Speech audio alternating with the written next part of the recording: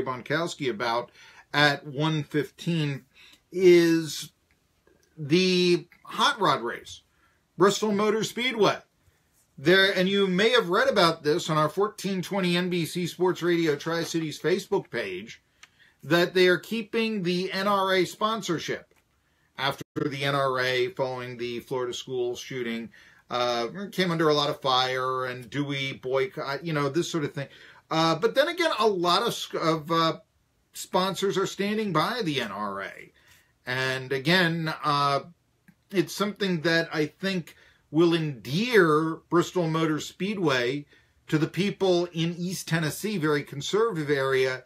If the drag race was somehow held in, I don't know, Greenwich Village or someplace like that, you might not have had that. Of course, I can't imagine drag races in Greenwich Village. That's... Chip Kessler used to be the announcer of the ETSU Buccaneers. He went to NYU, Greenwich Village, and all that.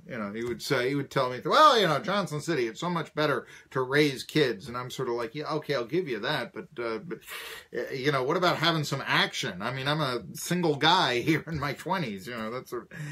Anyway, I do want to say, there are two things, some stories that came out.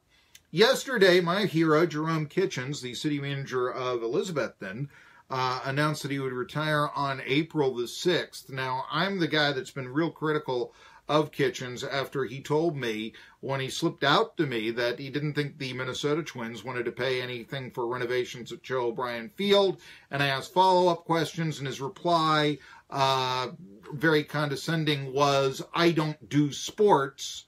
And he said this at a baseball game. Not exactly the most honest thing I've ever heard.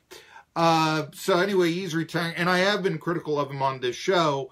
I don't know what influence that, that my criticism may have had on his decision. Said he did it made the decision over Christmas break. But you know what?